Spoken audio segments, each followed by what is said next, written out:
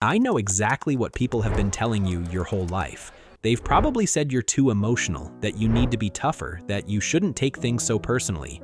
And you? Maybe you've spent years apologizing for getting upset or crying when others seem fine. Well, I'm here to tell you something different. The truth is, there's nothing wrong with you. You're not broken, you're not weak, and you're definitely not a failure.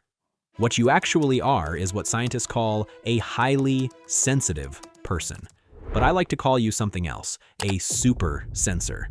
Think about it like this. While most people are watching the world in regular, clear picture quality, your brain is capturing everything in crystal clear, ultra-detailed 8K resolution. And today, we're going to explore the actual science that shows your sensitivity isn't a weakness at all.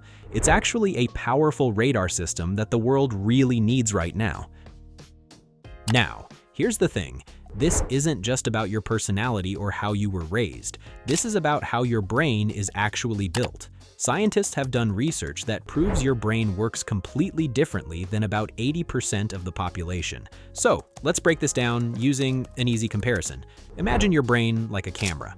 Most people's brains are filming the world in standard definition, kind of like old TV quality. That's totally fine. It's clear enough, it gets the job done, and it doesn't use up too much energy or memory. But your brain? Your brain is recording everything in stunning 8K resolution, capturing every tiny detail. Neuroscience has found that this happens because of 3 specific biological differences in how your brain is wired, and these 3 things are the reason why you experience life so intensely. The first difference is something called low latent inhibition. In simpler terms, this means your brain doesn't have a strong filter. Here's how most brains work. They're designed to automatically ignore about 90% of what they pick up from the world around them. This helps people save energy and avoid getting overwhelmed. But your brain works differently. Your brain treats almost everything as important and worth paying attention to. So you're picking up the texture of the fabric on the chair you're sitting in, the humming sound of the refrigerator in the background, and even the emotional mood of the person standing next to you, and you're processing all of this at the same time. This is exactly why you get overwhelmed so easily. Your brain is doing way more work than everyone else's. But here's the flip side, and this is actually amazing. This is also why you notice beautiful details that everyone else completely misses. You catch patterns, you spot creative solutions, and you see the deeper meaning in situations. You're picking up on things that are genuinely important, but that others walk right past. The second difference is something scientists call hyperactive mirror neurons. Your brain has hyperactive mirror neurons, specialized cells that don't just understand other people's emotions, they simulate them. When someone walks in angry, you don't just notice it. You actually feel it ripple through your nervous system. Your brain is literally running their emotional experience alongside your own. Think of yourself as an emotional sponge in a world constantly spilling water.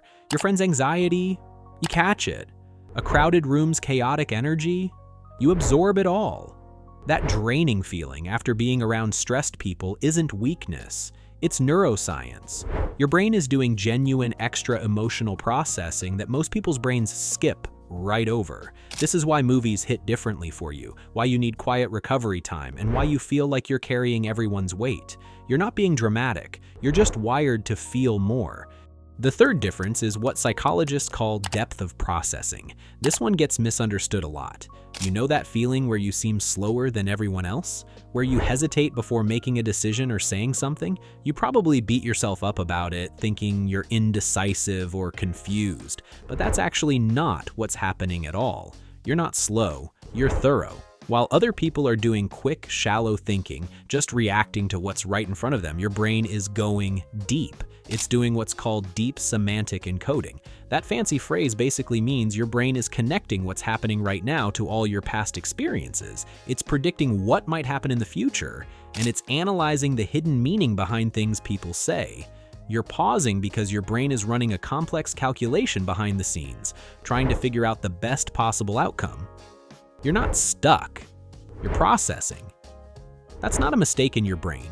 That's actually sophisticated, high-level computation. Your brain is just doing heavy lifting. The problem is that modern society is built completely differently.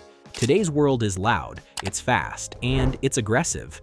Everything is optimized for the warriors, the people who thrive on stimulation and don't get easily overwhelmed. That's why you feel out of place. That's why you feel like there's something wrong with you. But here's what's actually true. Feeling out of place doesn't mean you're without value. You're just like a fish out of water in an environment that wasn't designed with you in mind. You're not broken. The environment just isn't right for how you work. Your brain can only process so much before it overloads. That moment when you need to disappear into darkness and silence? That's not weakness. That's your system hitting maximum capacity. Your RAM is full.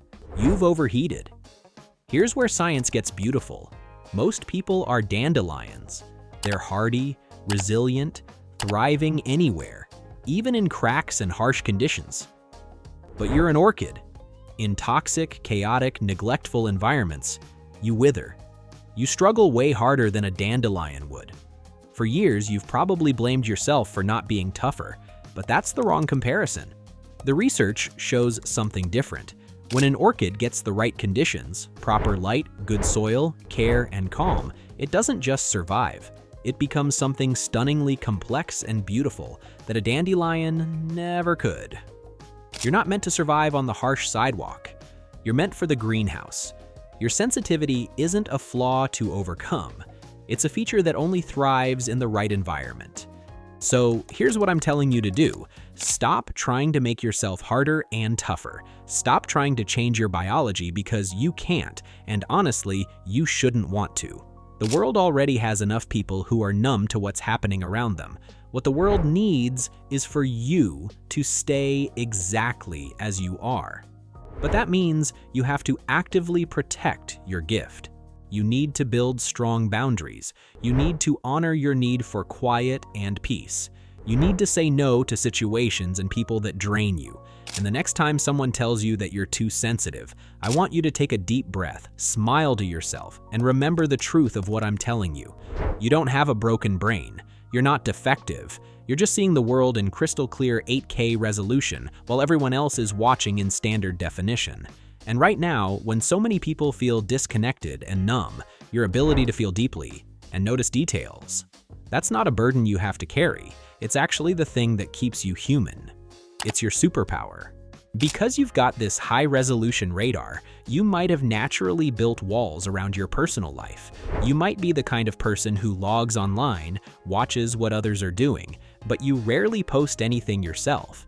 To everyone else, you might look like you're invisible, like a ghost online. But psychology research suggests that this silence isn't empty or meaningless. It might actually be a sign of a completely different kind of strength and intelligence.